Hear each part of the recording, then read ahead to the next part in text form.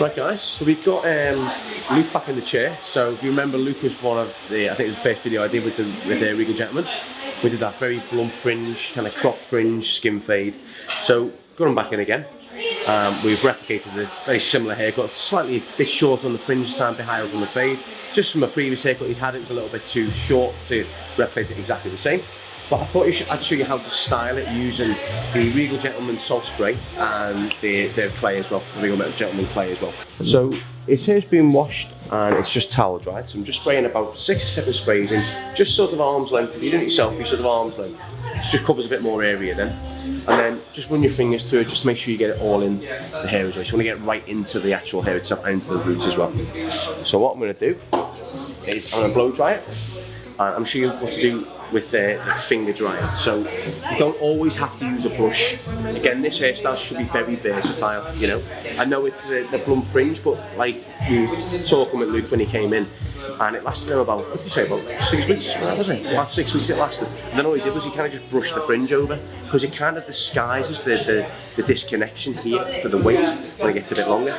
So I want to show you how to recreate this style looking like as though you just walked out of here, just by doing it on your own as well. So you want high speed, high heat, and you're working it through. And you're working it in circles like this. You're getting that product, so you want it to be really, really messy. And then I want to show you a little trick at the crown as well. If you come around here, Liam, a lot of people struggle getting the crown to sit right. Now all you do on yourself, and I'll show you how to do it on Luke, is you find your crown. So if you just feel where your crown is, you'll feel it kind of spiking up in your fingers. Just use one finger across the back and you'll feel a little swirl. And what you do, where you feel the swirl, just do it in a circle around it. And what that'll do, it'll make it sit completely natural. So if you do it on yourself, you just work it around in circles. So where you find your crown, and what it'll do, it'll dry it off in the natural growth as well. So you won't have bits sticking up or sitting the wrong way. Now back onto this. Just working it in circles to ring up that product in it. I'm trying to break up a lot of his straightness in there as well. So a bit like when we used the diffusion one of the previous videos. What that did was that helped to kind of create curl, but I'm trying to create movement in this. I want it to be super messy. I'm just drying it in circles, and as you see, it's drying all over the place. But that's good. The more messy it is when you dry it, the more messy it'll finish when you apply the after product, so like the actual styling product. So this is what we call a base. And it's not looking to create any style from this. We're just having to look to kind of create a bit more grip, a bit more texture in his hair, and show off the texture we put in the hair as well. And now when it comes to the fringe, I'm just drying it forwards. Again, I'm running fingers in here, getting it into the roots, creating a bit more sort of movement, a bit more bend in the hair as well. So this can be done with a brush, but reality is not everyone owns a brush. So I want to show you how to do it without one.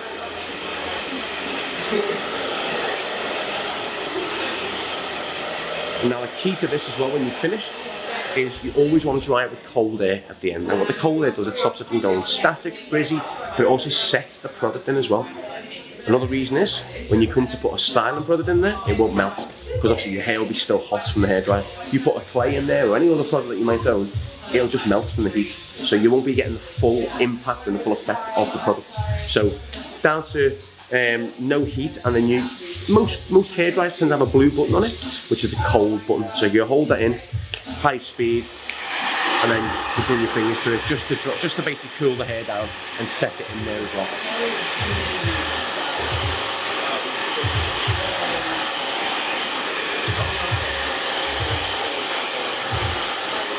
So his hair's nice and cool now, so set that style in there as well. Now if you see what the salt spray's done, it's created a bit of grip in there as well, so you could probably get away with not having to put anything else in this. But I think just for that added effect, I'd probably put a bit of clay in there as well. But as you can see, it's really showcasing a lot of that texture, a lot of that movement in there as well. So you could get away with that, but I'm going to put a little bit of the Regal Gentleman clay in there, just to finish it off, and I'll show you how to do that as well. So this is the magic. And what you're looking for is about a 5p size. So if you're watching outside of the UK, you're looking for about maybe a p size amount. All right. So what you do, palm of your hand, I always add a little bit just on the back of my hand as well. Now this is in case I need it. So I don't want to overload the hair with loads of product. A big mistake a lot of people make is that they put too much product in. The amount of stories I've heard, and I'm guilty of it myself, is I put a little bit too much in and I've had to wash it out. It just takes longer and it's doubling the time that you've probably got. So I always put a little bit just on the back of my hand, and if I don't need it, I just scoop it back into the tub. So then I'm saving myself some in case I get to the very end of the tub and I've kind of wasted some, but you really need it when you get to the very end of a tub and you haven't got any left. So into the palm of my hand, I'm rubbing it all over so you get full coverage on your hand, right? Like that. Now, I'm going to rub this in like a shampoo, but a good tip is just put it at the back as well. Because a lot of people just go straight for the fringe, and then by the time you get to here, you run out, and it really notices as well. If you look at people's hair, like I do on the tube and whatnot, you'll see loads of product here and you'll see none at the back, and that's the reason why, all right? So a little bit at the back, and then you want to rub this in as though you're shampooing your hair. So you're rubbing it straight through, even into the fringe. You rub it straight in, like as though you are shampooing your hair. Now, this is getting it all over the head. You'll realise a lot of people tend to say there isn't much hold in this product or whatever. A lot of the time it comes down to how you apply the product. Now, you've got to rub it all in the hair. It has the same colour, so if your hair's a bit lighter, it'll make it all the same colour. But it also, the effect is it gives the full hold that you're looking for. You're working that through. Now, his hair's absorbed that clay really well. I'm gonna add a little bit, touch more, just into that. Because I feel as though its hair is still so thick, but I can't thin it out anymore, is that it's absorbed the product really quickly. So that's by me adding a little bit more. I'm not going to over apply the product. I'm not going to add too much to it. I'm just adding the right amount that his hair needs, or that your hair needs. Now that's done. So now what I'm going to do is just from the back here, so on yourself, you just work it through with your fingers. So kind of open your palm, open your fingers, and just work it towards the fringe. And that way, you start to get that real flat texture. And it brings out all the texture that we've put in there as well. So this is exactly the same haircut we did, just a slightly shorter fringe, so all the techniques are exactly the same as the video. If you want to see how we cut that, then head back to one of the previous videos. And then that way, you'll see how the texture was made in there as well.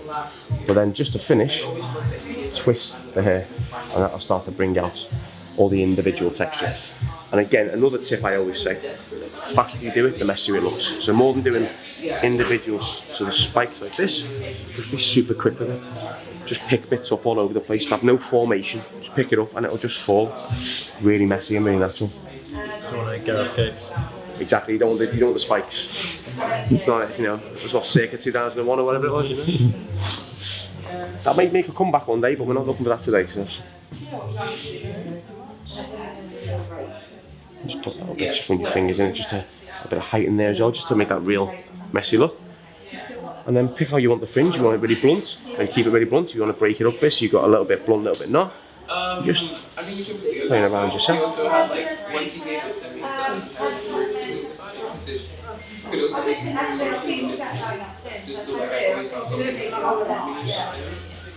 And that is a really good little way to apply the product and create this look if you go over this look.